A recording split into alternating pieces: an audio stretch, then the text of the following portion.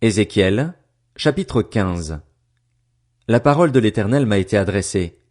Fils de l'homme, le bois de la vigne, qu'a-t-il de plus que tout autre bois, que les branches qui sont sur les arbres de la forêt? Tire-t-on de ce bois de quoi fabriquer quelque chose? En tire-t-on un crochet pour y suspendre un objet? Au contraire, on le jette au feu pour qu'il le dévore. Le feu dévore ses deux extrémités et son milieu finit calciné. Sera-t-il donc utile à quelque chose? Puisqu'on n'en faisait rien quand il était entier, on peut d'autant moins en faire quelque chose quand le feu l'a dévoré et qu'il est calciné. C'est pourquoi, voici ce que dit le Seigneur, l'Éternel. Tout comme je jette au feu le bois de la vigne pour qu'il le dévore de préférence au bois de la forêt, je jette au feu les habitants de Jérusalem. Je me retournerai contre eux. Ils auront beau être sortis du feu, le feu les dévorera. Vous reconnaîtrez que je suis l'Éternel quand je m'en prendrai à eux. Je ferai du pays un endroit désert parce qu'ils ont été infidèles, déclare le Seigneur, l'Éternel. Ézéchiel, chapitre 16. La parole de l'Éternel m'a été adressée. Fils de l'homme, fais connaître à Jérusalem ses pratiques abominables. Tu diras, voici ce que dit le Seigneur, l'Éternel, à Jérusalem. Par ton origine et ta naissance, tu es du pays de Canaan. Ton père était un Amoréen, et ta mère une Hittite. À ta naissance, le jour où tu es né, ton cordon ombilical n'a pas été coupé, tu n'as pas été lavé dans l'eau pour être purifié, ni frotté avec du sel, ni enveloppé dans des langes. Personne n'a porté sur toi un regard de pitié pour te faire une seule de ces choses, par compassion pour toi. Au contraire, tu as été jeté dans les champs, le jour de ta naissance, parce que tu provoquais le dégoût. Je suis passé près de toi, et je t'ai aperçu en train de te débattre dans ton sang. Alors je t'ai dit, vis dans ton sang. Je t'ai dit, vis dans ton sang. Je t'ai multiplié à l'infini, comme l'herbe des champs. Tu t'es développé, tu as grandi, et tu es devenu très joli. Tes seins se sont formés et tes cheveux ont poussé, mais tu restais nu, entièrement nu. Je suis passé près de toi et je t'ai regardé, tu étais en âge d'aimer. J'ai étendu sur toi le pan de mon habit, j'ai couvert ta nudité et je me suis engagé envers toi. Je suis entré dans une relation d'alliance avec toi, déclare le Seigneur, l'Éternel, et tu as été à moi. Je t'ai lavé dans l'eau, j'ai fait disparaître le sang qui était sur toi et je t'ai parfumé avec de l'huile. Je t'ai habillé avec des vêtements brodés et chaussé avec du cuir fin, je t'ai mis un bandeau de fin lin et je t'ai drapé de soie. Je t'ai paré de bijoux, j'ai mis des bracelets à tes poignets, un collier à ton cou, un anneau à ton nez, des boucles à tes oreilles et une couronne magnifique sur ta tête. Ainsi, tu étais paré d'or et d'argent et tu étais habillé de fin lin, de soie et d'étoffe brodée. Tu te nourrissais de fleurs de farine, de miel et d'huile. Tu étais devenue extrêmement belle et tu as prospéré au point de devenir un royaume. On a commencé à parler de toi parmi les nations, à cause de ta beauté. En effet, elle était parfaite grâce à la splendeur dont je t'avais orné, déclare le Seigneur, l'Éternel. Cependant, tu as placé ta confiance dans ta beauté et tu t'es appuyé sur ta réputation pour te prostituer. Tu as entraîné tous les passants à se prostituer avec toi, tu as été à eux. Tu as pris de tes habits, tu t'es fait des hauts lieux riches en couleurs et tu t'y es prostitué, rien de pareil n'était arrivé et n'arrivera jamais. Tu as pris les bijoux qui composaient ta parure, tu as pris de mon or et de mon argent, ceux que je t'avais donnés, et tu en as fait des statues d'hommes avec lesquelles tu t'es prostitué. Tu as retiré tes vêtements brodés pour les en recouvrir, et c'est mon huile et mon encens que tu leur as offert. Le pain que je t'avais donné, la fleur de farine, l'huile et le miel dont je te nourrissais, tu les as déposés devant elles pour leur offrir un parfum agréable. Voilà ce qui est arrivé, déclare le Seigneur, l'Éternel. Tu as pris tes fils et tes filles, ceux que tu m'avais donnés, et tu les leur as sacrifiés pour qu'elles les dévorent. Tes prostitutions n'étaient-elles pas suffisantes? Tu as égorgé mes fils et tu les leur as donnés en les faisant passer par le feu en leur honneur. Au milieu de toutes tes pratiques abominables et de tes prostitutions, tu ne t'es pas souvenu de l'époque de ton enfance, du moment où tu étais nu, entièrement nu, et te débattais dans ton sang. En plus de tout ce mal que tu as commis, malheur, malheur à toi, déclare le Seigneur, l'Éternel, tu t'es construit des centres de prostitution, tu t'es fait des estrades sur toutes les places. À l'entrée de chaque chemin, tu as construit tes estrades, tu as déshonoré ta beauté, tu as écarté les jambes pour tous les passants, tu as multiplié tes prostitutions. Tu t'es prostitué aux Égyptiens, tes voisins au corps athlétique, et tu as multiplié tes prostitutions, ce qui m'a irrité. Alors j'ai déployé ma puissance contre toi, j'ai diminué ce qui devait te revenir, je t'ai livré à tes ennemis, les filles des Philistins, qui rougissaient de ta conduite scandaleuse.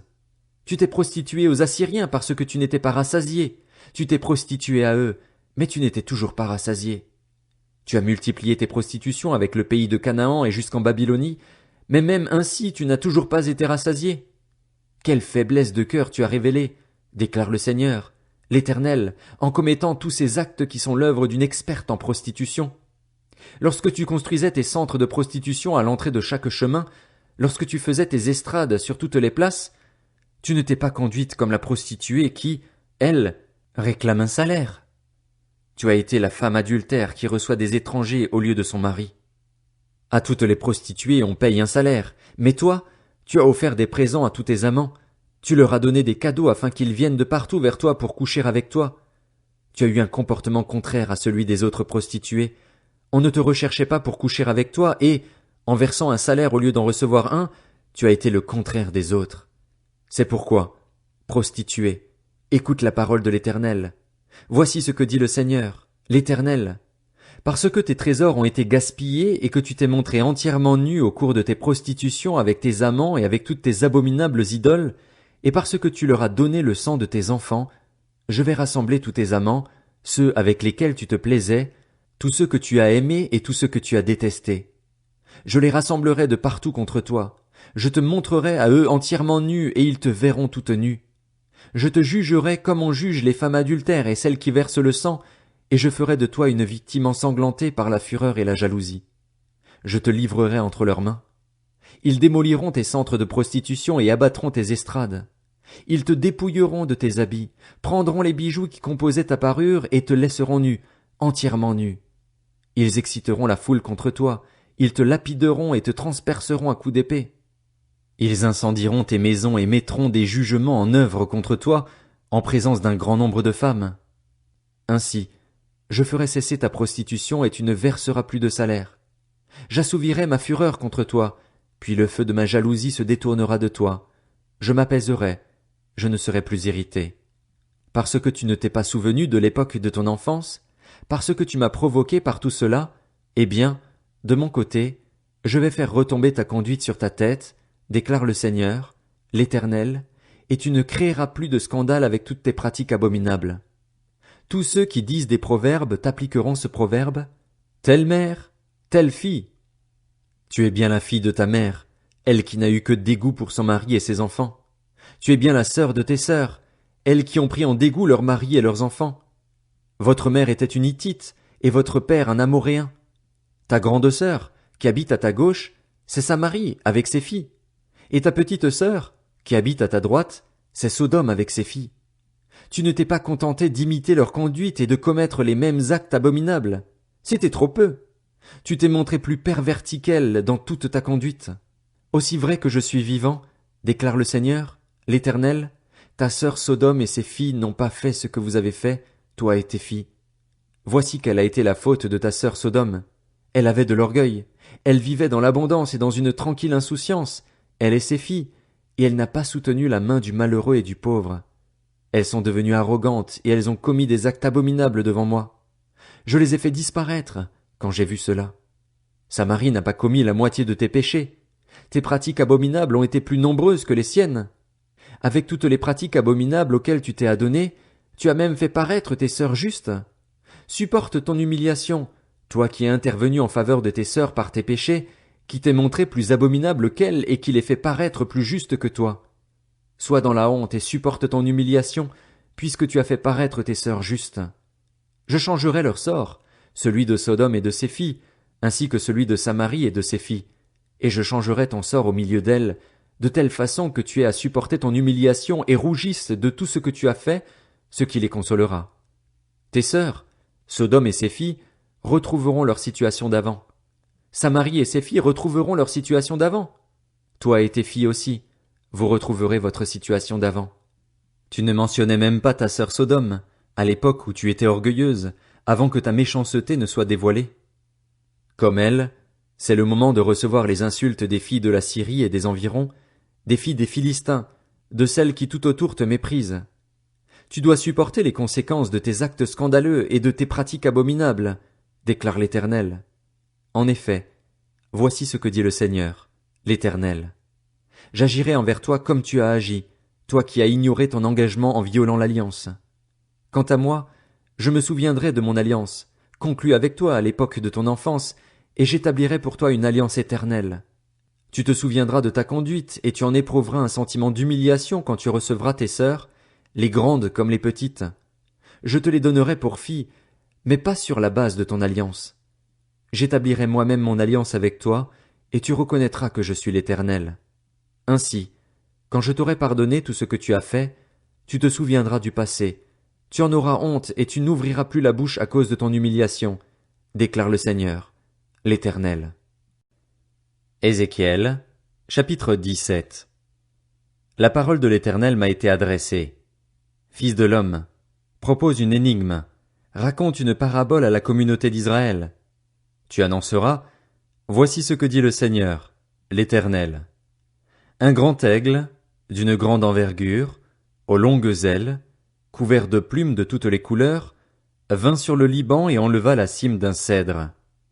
Il arracha la plus haute de ses branches, l'emporta dans un pays de marchands et la déposa dans une ville de commerçants. Il prit un plan du pays et le plaça dans un terrain fertile.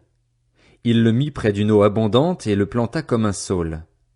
Ce rejeton poussa et devint un cep de vigne qui prenait de l'ampleur mais restait bas.